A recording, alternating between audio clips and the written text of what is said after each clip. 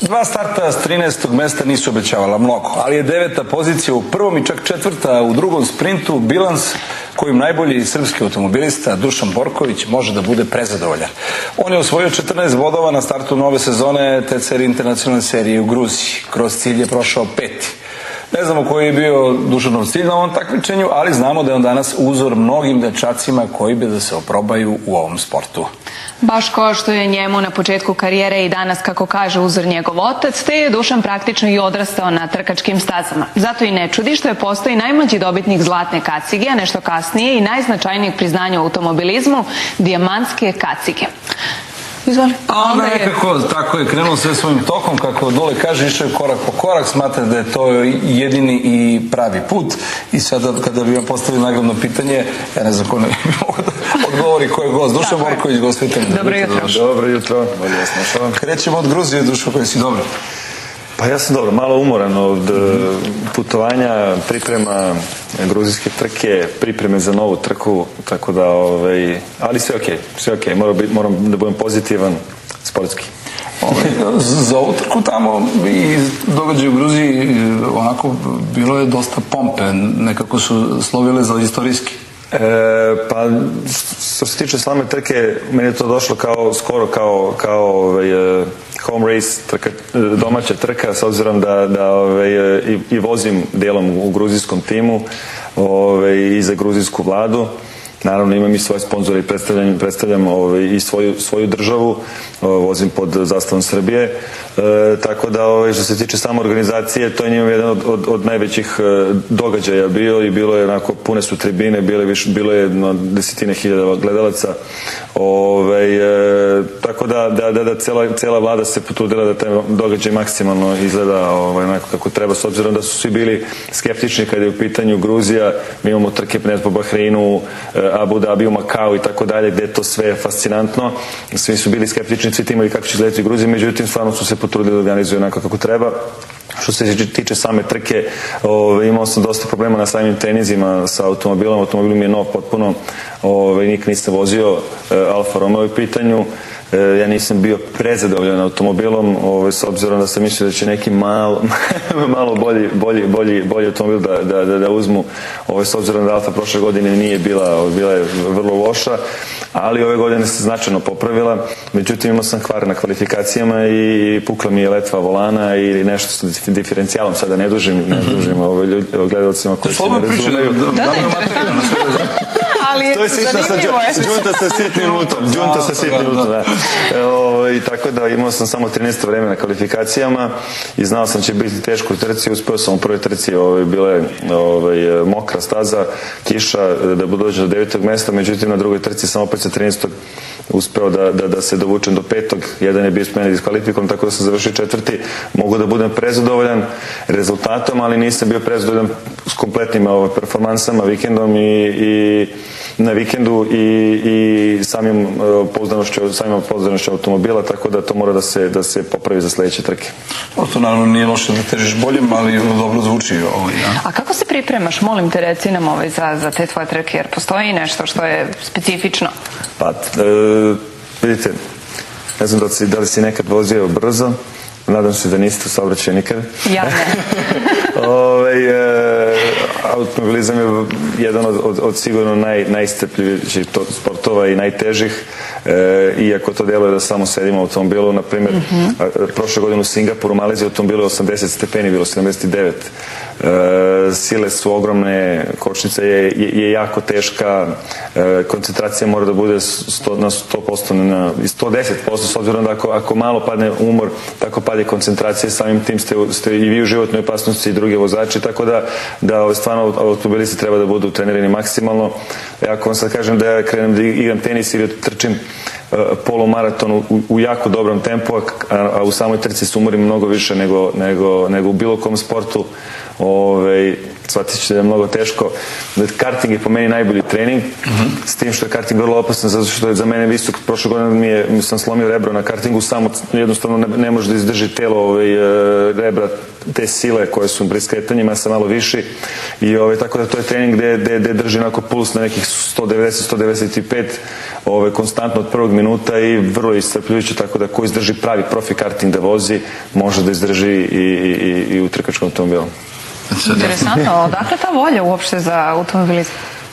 Pa vidi, automobilizam, ljubitelji automobilizma su najveći ljubitelji sigurno na svetu. To možete pogledati kroz NASCAR u Americi, kroz sve ove trke u svetu. Sad, Srbije je to sve malo drugačije, s obzirom da je to najskuplji sport na svetu, a kod nas još pola voznog parka su jugići uopšte ne samo na trkama, nego i to mora da se definitivno diže na viši nivo, ali opet to sve treba strateški da se radi, s obzirom da vi u Nemačkoj ili u Francuskoj imate na desetine hiljada klinaca koji hoće da budu Schumacher ili Sebastian Loeb koji je Francuz, svetski šampion u reliju, ali to opet sklanja decu sa ulice i stavlja ih na trke. Vidite, svako dete, svaki čovjek sa 18 godina, da li je fudbaler, da li je košarkaš, kojim god sportom se bavi, jedva čeka da sedne da vozi automobil i svi krenu da voze brzo i svi kupe brza kola. Sad, svi oni imaju priliku, ja ih znam, mnogo njih, uspešnih sportista, svetskih, svi hoće se voze, sa mnom su imali to najveće adrenaline. Sad, zamislite da imate 9 godina i dobijete priliku da se bavite time, meni ne pada na pamet kad hoću da igram košarku ili nešto, sad ne kažem da je to loše,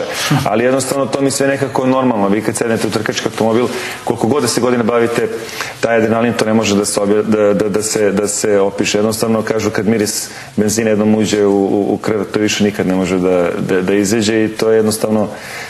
Toliko sam srećan što sam počeo se baviti tim sportom da jednostavno mislim da kojim god drugim, da sam se ja visok, sam mogu svim košarku, mislim da bi bio tužan, da. Nisi igrao?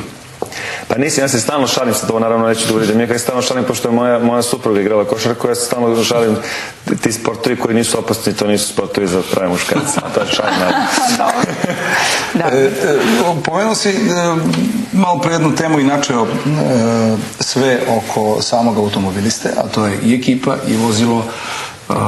Ko sačinjava tvoj tim? Pa trenutno najviše ima Italijana u timu, ima i više nekoliko Gruzijaca, tako da ima puno mehaničara, inženjera, logistika, tim menadžeri.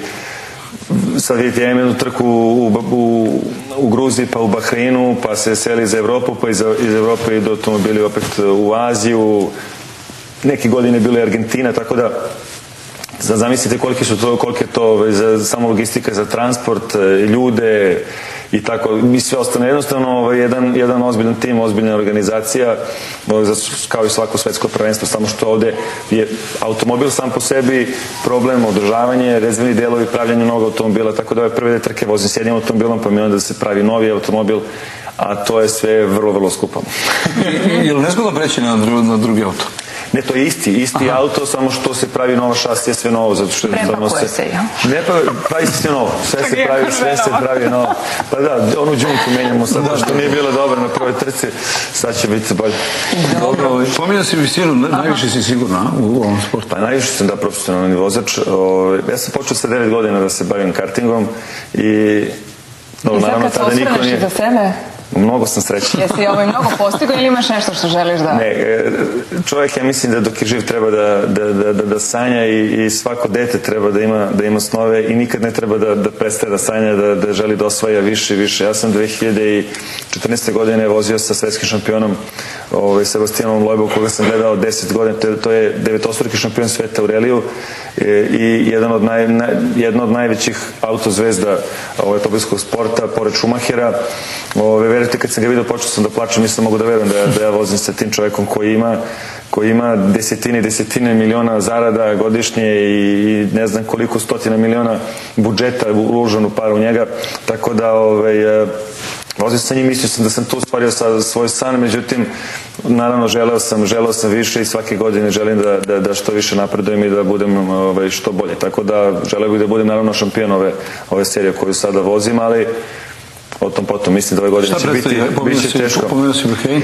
Bahrein, onda imamo Spa-Francorchamps, to je istorijska najbolja staza sveta sigurno u Belgiji, zatim mislim da je Monza, Salzburg, onda Oschersleben u Nemačkoj, mislim da imamo posle Tajland, Kinu, Abu Dhabi, mislim da na kraju možda sam nešto preskočio, ali Abu Dhabi je posljednja trka Formula 1 i posljednja trka u našem šampionatu, tako da to vozimo isti vikend, bit će onako senzacionalno.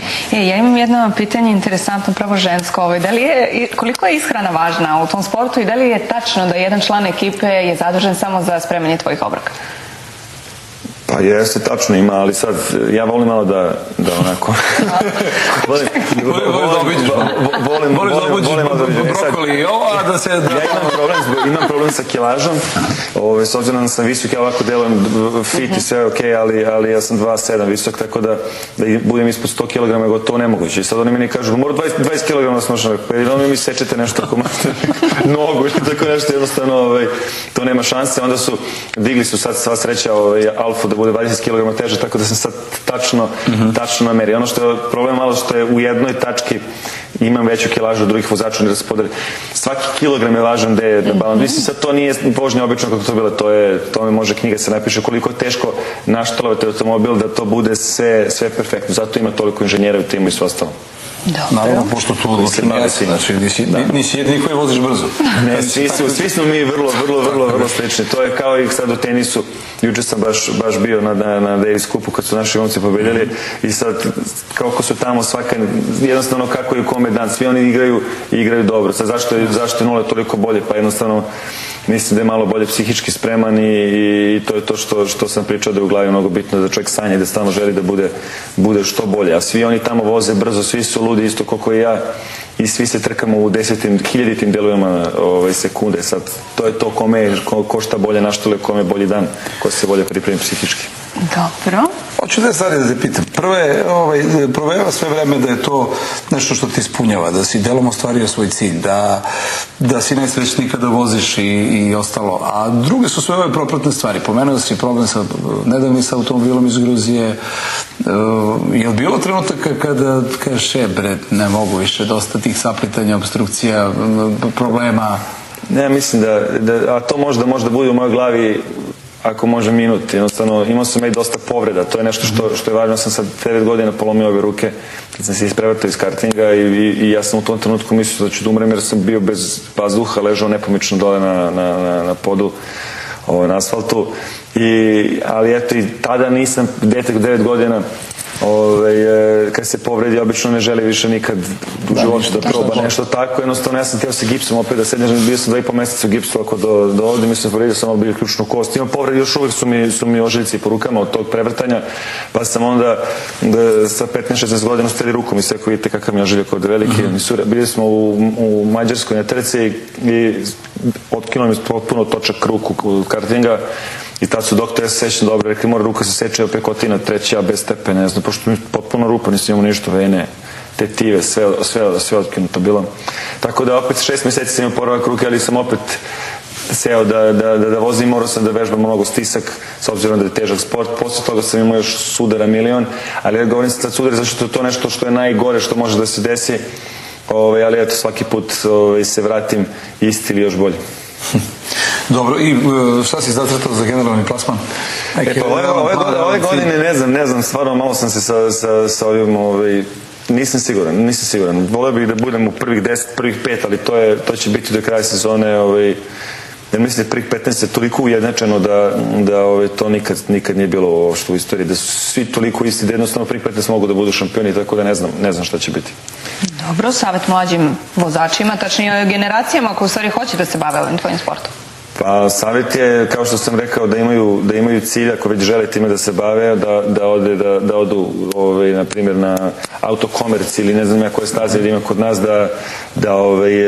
da se voze tamo, da vide da li im se to sviđa, da li su dovoljno hrabri za sve to, jednostavno tu je potrebna i hrabrost. U svakom sportu imate motoriku koja je bitna, psiha i sve ostalo, a opet ovdje imate sve to, a nemate hrabrosti, ne možete da uspijete. Jednostavno mora da se poklopi sve, ako deca žele time se bave, onda je bolje da se bave time. I koji imaju 18 godina, koji su položili, onda je bolje da idu opet na neke staze da voze trke, pa ako već hoće da zadijeve devojke, pošto je to normalno kod svih muškaraca, onda bolje neka to urede na stazi, neka pokažu da su tu pravi šampioni, a u saobraćaju da poštuju propise, jer ne samo zbog njih, nego i zbog svih učesnika drugih saobraćaja. Obično se desi neka glupost i ne nastrada čak ni taj koji je napravio glupost, nego mislim sad to jednostavno mora da se vodi računa o bezbednosti u saobraćaju. Ja razumem, svako od nas je bio mlad i to je normalno negde da mladi ljudi voze malo brže, ali eto, moj savjet je da voze... Upravo to, ako ih toliko vuče, privlači... Jednostavno to, sad,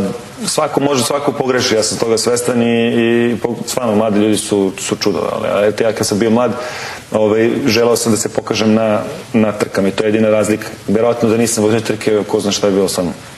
Eto, to je to. Odlično, to ovo skupo promocije, sigurno i bezbednoj vožnji, čini mi se da si učestvovao neki... Ja učestvujem na stanje, učestvovao sam i za bebe, za korišćenje sedišta, pravili smo istraživanja sa Komitetom za bezbednost saobraćaja da i ljudi koji voze, roditelji koji imaju sedišta za decu u automobilu ili nisu vezana ili drže samo zbog policije, tako da imali smo nekoliko puta te kampanje gde smo savjetovali sve da bez svega treba da vežu, kupe odgovarajuće sedište, da treba da vežu sedište odgovarajuće, zato što je još gore za dete ako nije sedište nego samo stavljeno zbog policije. Tako da učestvovao sam dosta u tim kampanjama i učestvovat ću naravno i dalje.